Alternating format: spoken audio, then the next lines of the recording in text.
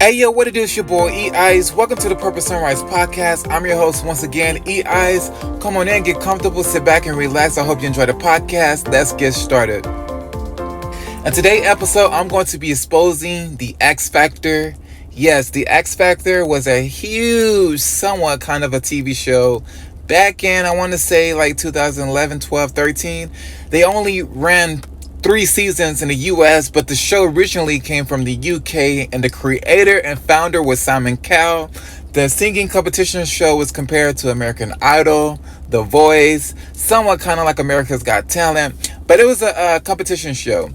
And what really caught my attention about the show, it was extremely diverse from different types of ages, backgrounds, groups. I mean, you could go on the show and sing, rap, a duo. It was just extremely diverse. They didn't have like no limited niche of certain type of demographic or audience that they were trying to shoot for. It was open to everybody and anyone basically. So that what really caught my attention. Now, I have seen season 1 all the way through, and I was like, yo, that's dope, right? And then they came out with season 2. I'm gonna be honest with you, I didn't really watch season 2 like that. I mean, I caught glimpse of season 2 on and off because a lot of things was going on during that time, so I really couldn't really dive into season 2. But when season 2 was over with, and then they had announced when season 2 over with that they was going to do season 3, I received a phone call from someone that was like, from someone that's really close to me, extremely close to me. And they was like, hey, I think you should go on the X Factor audition, blah, blah, blah, this and that. And I said, you know what? I have been thinking about it, but at the same time, I know how these reality shows work. I know it's really not based off of talent. It's a bunch of fluff that goes behind it. So I really don't want to put myself in that type of situations, because I know, like, a lot of these people, they go on these shows and then they get butthurt because, you know what I'm saying, it's a false dream that they actually sell these people. But anyway, the person that I know that was like, yeah, I understand that, but just go into and gain the experience up under your belt. I was like, you know what, you're right. So I was getting prepared to go audition for season 3. And I was super hype. I'm not gonna lie, I was super crunk. I was super hype. I was like, yeah, man, this gonna be excited. This gonna be dope. I'm about to go down here. I'm about to kill it. I'm about to get my choreography together. I'm about to get my little lyrics together, because I was entering the show as a rapper. So I wasn't going as a singer, because rapping is more of my strong niche. I mean, I can do a little couple of notes here and now and then, but I mean, let's just be honest. But rapping, you know, I can tear some bars up when it really comes to it. So I was like, okay, let me just go and enter the show as a rapper.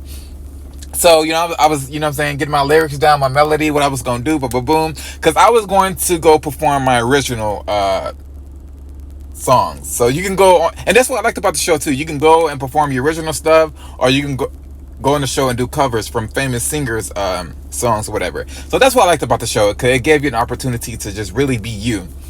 So moving on with the conversation. So far, fast forward, that was coming to my near my town, but not quite to my city, but that was like almost near. So I had to travel to New Orleans, and that's basically what I did. I didn't go by myself. The person that recommended me to go on the show came with me. So fast forward, long story short, you know, I checked into my hotel the day before the auditions. And see, here's another thing that people really don't know about.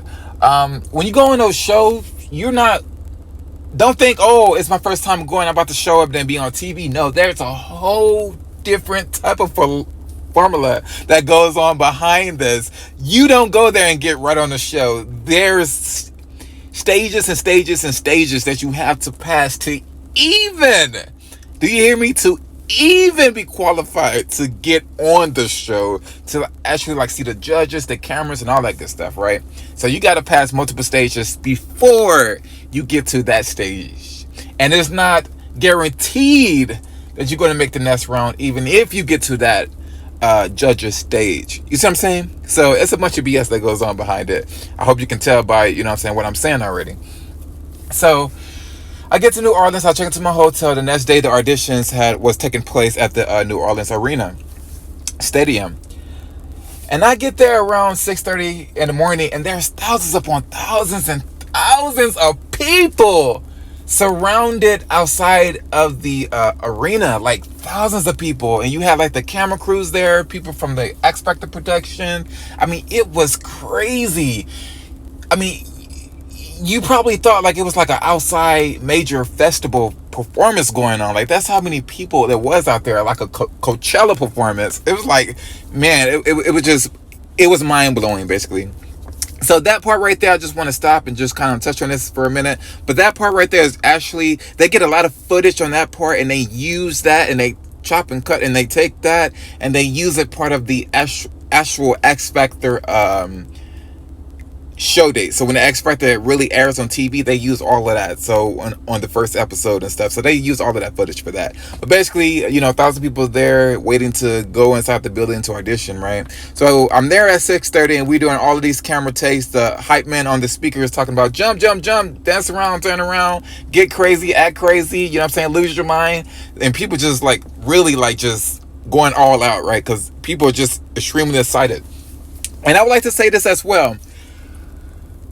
You have people that go to these shows and they audition, and I'm the person, I give credit where credit is due. You got people that can literally like sing their behinds off, like sing their behinds off, okay? And these people don't even near really makes the cut to actually be on the show. So the show is really not based off of talent. It's just really for views, ratings, and all that stuff, drama. So it's really not based off of talent. Guys, please understand that. These reality singing competition shows is not about talent. So please understand that. If you're really trying to pursue a career in music, go the other routes. Go the other routes. Yes, you had a few people that was successful off of these shows. A very few. But the rest, you know, where are they now? You see what I'm saying? But back to the topic. So I get there around 6. You know, we doing all of this camera takes back and forth, back and forth. The buildings don't open up. The indoors don't open up till like 10:30. So now we get inside the building. But before we get inside the building, you know what I'm saying, there's a person standing at the door and say, hey, you guys can't take your water bottles in. You can't take your snacks, your food. You got to throw everything away. So I'm like, what? So how, you know, I'm going to be, you know what I'm saying, like, how I'm going to drink my water, how I'm going to eat, how I'm going to keep my energy up. So everybody had to throw all of their liquids and food in the trash, right? But they had being used on the inside, so you can purchase like snacks and drinks like that on the inside. I mean, I get it. That's how they have to make some of their money back, profit or whatnot, because they was renting the arena, so they have to make some type of money back from what they was doing. So I get it. But we get inside the arena, and then there's a table. We have to sign, you know, put our names, all that great stuff, you know, sign our life away, basically. Then they give us like a ticket number. It was like a 9-digit ticket number that we had to put on our chest. And then after we get finished that part, we had to actually go deep inside the arena and sit in the bleachers. So there's like tons of people surrounding the bleachers, sitting down. We're divided in rows. They know who to call, when to call. So now we just sitting upon sitting. Now on the basketball court floor, because that's exactly how it looked, super huge basketball court, you had these black, there was curtains, but there was booth. So you had like these booths, and they had probably like 20 of them on the floor, and they had like black curtains around them. So that's the booth you would be going into to audition. So the doors open around 10:30. We sitting there on the bleachers waiting to get called. I don't get called personally till like around 2:30 to 3:30 p.m. Okay, so from 10 all the way to like 2:30, 3:30, that's when I get called. I finally make my way on the floor, and the guy was like, hey, you ready to go in? I'm like, yeah, I'm ready to go in. So I go inside the little booth. I had 3 judges facing me. There was a guy in the middle and 2 chicks behind him on each side, his left and right side. And he was like, introduce yourself, where you from, blah, blah, blah, what you gonna be doing? And that's what I did. And he's like, all right, get started, do your thing. You guys, I rapped through a whole entire song, 3 minutes, right? And after that song, you see, I had my stuff prepared. So I already knew what I was kind of getting myself into, or I just had my stuff prepared just in case they try to pull like some kind of like some crazy stuff, basically. So I rapped the whole entire song. After I got done rapping that one, I did a whole nother entire song. So when I was done, I basically rapped probably like 8 to 9 minutes total. I was tired. I was exhausted. Remind you, they had us to throw all of our waters away, snacks away. So I was like, my energy was gone, and I had to like sit up there and rap like 8 to 9 minutes. So I was exhausted. Honestly, I was about to give up. I was like, you know what? You guys don't worry about the ticket. I'm tired. I'm ready to go back to my hotel and go to sleep. That's how I was feeling. But when I got to the last chorus of that last song I was rapping, the guy handed me a golden ticket. I was like, yo, are you serious? He's like, congratulations, you're going on to the next round. I was like, yo, that's dope. Hey, it's lit, right? So after that, I go to another round that same day. So I had to go through like these huge double doors, and now I'm deep, deep, deep within the auditorium, like super deep. So I go into like another portion of the auditorium, but this time the session that I go into is much smaller. It's still like a basketball court, but it's much smaller because a lot of people got eliminated during the first round. So a lot of people didn't even actually made it to the second round. So it's much smaller space this time go around. You see what I'm saying? If that makes sense. So I go to the second round. I go through these double doors, and then I still got to sit in some more like stands. So I'm waiting to get called. Then I get called. Then I finally go on the floor. Then I go into like a little booth again, because it's the same type of booth setup with the little cues, black curtains. So I go inside, and then there's 3 more judges.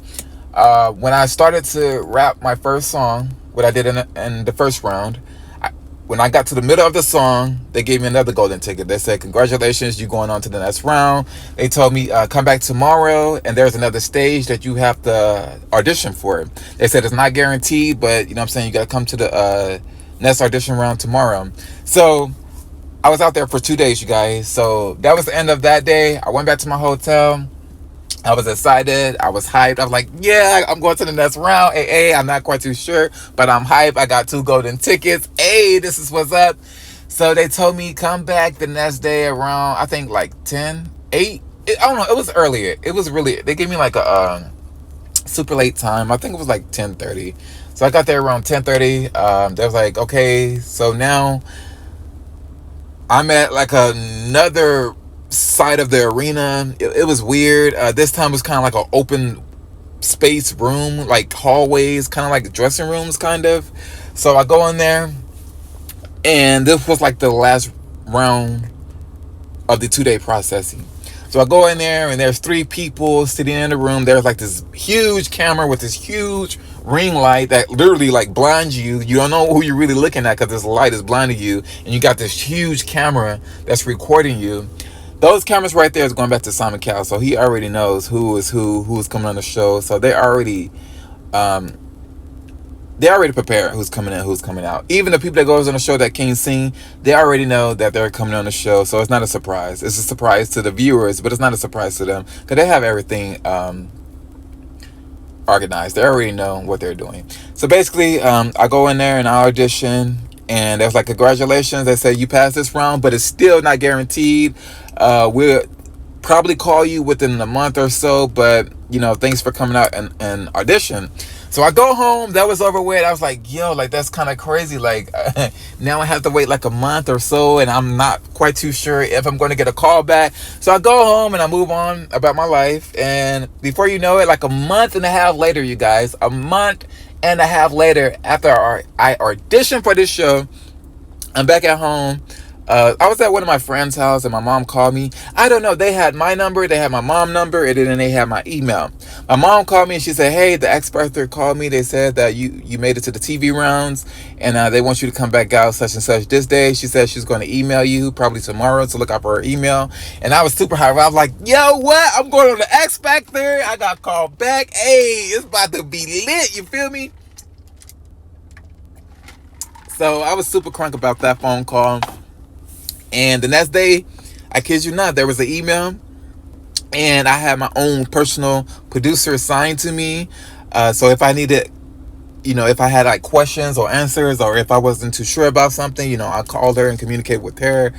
through the show. So she was pretty cool. She was a chill producer. I forgot her name, but she was super chill and extremely nice. She was telling me what to wear, no logos, how to have my hair, how to style myself for the TV, and all that great stuff. So fast forward that the date came to where I had to go back to New Orleans a month later and a half to audition for the TV rounds. Now, this is where, I meet the actual judges. Simon Cowell, Demi Lovato, Paulina.